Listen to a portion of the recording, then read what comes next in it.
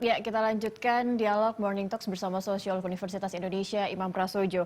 Tadi disampaikan bahwa silaturahmi ini sebaiknya ditunda dulu secara tatap muka karena kita melakukan silaturahminya secara virtual demi melindungi keluarga kita. Kembali ke Pak Imam. Pak Imam, ini kalau kita lihat juga nampaknya daerah sebenarnya yang lebih dulu membuat keputusan untuk melonggarkan PSBB-nya. Padahal sebenarnya Presiden juga menegaskan PSBB tidak dilonggarkan, meskipun mungkin agak sedikit telat ya, baru 18 Mei kemarin Presiden Jokowi secara tegas menyatakan hal itu. Apa yang harus dilakukan oleh pemerintah daerah, atau mungkin pusat dulu melihat pemerintah daerah jika pemerintah daerah ini ternyata betul melonggarkan PSBB mereka selama libur Lebaran khususnya? Banyak loh yang mudik begitu ke kampung halaman, tetap saja banyak yang mudik.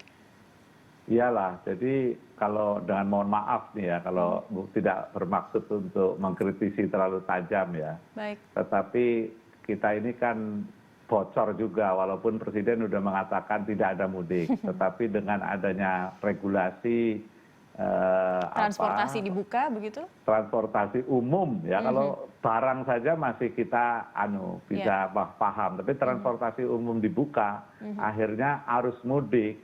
Ya betapapun ada pengecualian, tetapi kan itu terjadi. Nah jadi bahkan kemarin saya berbicara dengan salah satu gubernur di Jawa ini, dia mengatakan ya kita estimasi minimal 1 juta lah orang terpaksa kita harus punya harus memprediksi kenyataan bahwa akan ada masuk ke desa-desa, ke daerah-daerah. Oke, jadi daerah pun sebenarnya sudah memprediksi lonjakan itu akan terjadi selama musim mudik dan Lebaran ini? Ya kita lihat aja apa yang terjadi di jalan tol menuju luar kota. Kan itu yang di jalan tol yang mobil-mobil pribadi. Ya. Belum lagi yang melalui kereta maupun pesawat. Jadi kebocoran orang pulang ya, entah mudik, entah tugas, apa alasan apa sajalah. Tapi intinya kan pergerakan orang dari epicentrum, dari wilayah yang padat orang terkena COVID. Nah pada saat mereka itu masuk menembus ke desa-desa, menembus ke daerah-daerah, nah apa yang akan mungkin terjadi?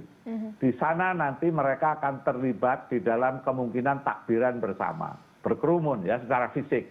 Terus kalau nggak disiplin lagi, dia akan Idul Fitri berjamaah bersama, ya apapun alasannya.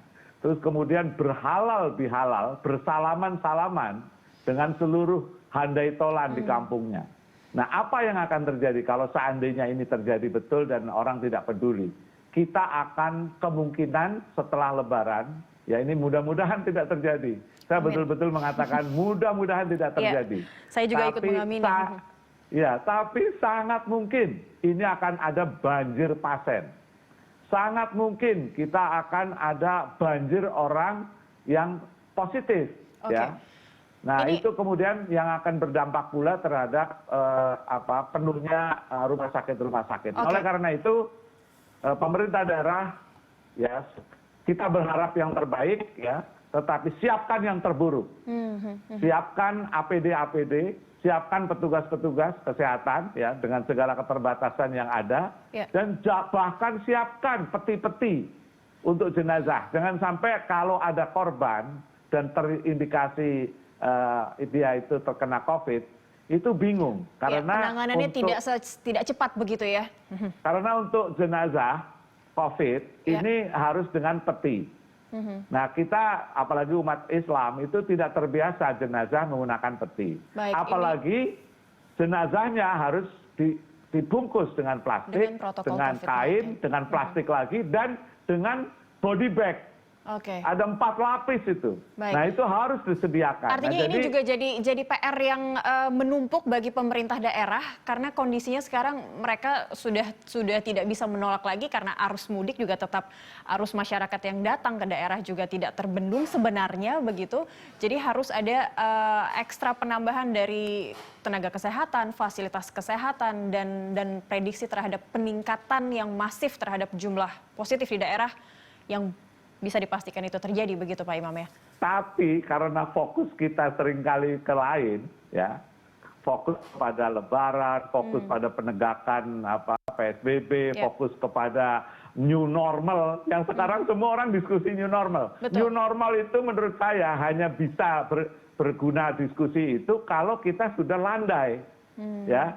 Ini kita prematur di dalam membuat wacana Masih prematur publik. menyebut siap-siap untuk new normal begitu? Iya, kita ini sedang ibarat kita berlayar, ya. Memang dalam berlayar itu selalu ada gelombang. Tapi COVID ini kan gelombang besar.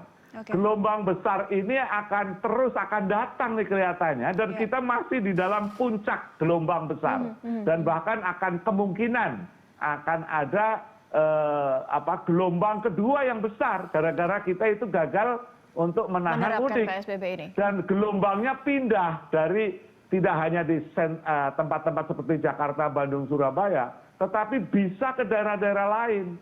Nah, kita sedang menyiapkan gelombang besar, ya, jangan sampai terus kemudian diskusi kita, ya, kita sih bolehlah pemerintah menyiapkan itu di balik pintu, ya, tetapi wacana publik adalah harusnya menyiapkan jangan sampai kita tidak siap menghadapi gelombang besar, apalagi penyebab dari gelombang itu.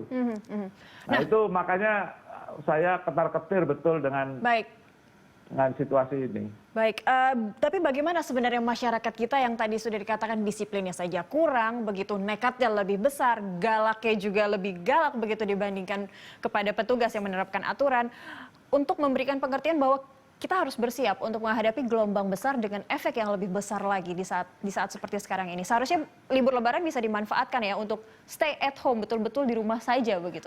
Betul. Nah, tapi ini saya benci sekali saya akan bicara sesuatu yang saya nggak suka sebetulnya. Tapi saya harus katakan. Jadi normalnya ya dalam kehidupan masyarakat itu kan bisa kita belajar dengan melihat ayat-ayat Tuhan, ya, yang ada di negara lain, misalnya dengan ayat-ayat kauniyah itu. Jadi apa yang terjadi di Italia, apa yang terjadi di Spanyol, bahkan sekarang Amerika, itu kan gambaran kasat mata bagaimana orang berjatuhan. Apa kita harus berjatuhan dulu, baru kita sadar bahwa kita harus hati-hati. Nah, yang saya khawatir, warga ini baru akan terperangah dan kemudian akan lebih hati-hati kalau mayat sudah bertumbangan. Nah, itu kan akan menjadi ironis sekali. Nah, oleh karena itu jangan seperti dulu ya, Wuhan sudah terjadi, Italia sudah terjadi, kita masih mengatakan wah itu tidak akan mungkin datang ke negeri kita. Apalagi kita ini negeri tropis ya, yang sangat mungkin tidak akan mungkin terjadi. Nah, sekarang sudah terjadi, gelagapan kita kemarin itu. Nah, sekarang ternyata teori negeri tropis itu tidak terbukti juga begitu ya? Iya, tidak terbukti. Nah, sekarang epicentrumnya sudah kelihatan di Jakarta, Bandung, Surabaya. Ada fenomena sosial yang tidak terjadi dimanapun, yaitu mudik besar-besaran yang tidak terjadi di banyak negara. Mungkin adalah seperti di Malaysia, tapi jumlahnya tidak sebesar Indonesia. Dan kita gagal di dalam menahan orang mudik. Ya, atau kita juga gagal untuk menahan nafsu kita untuk mudik.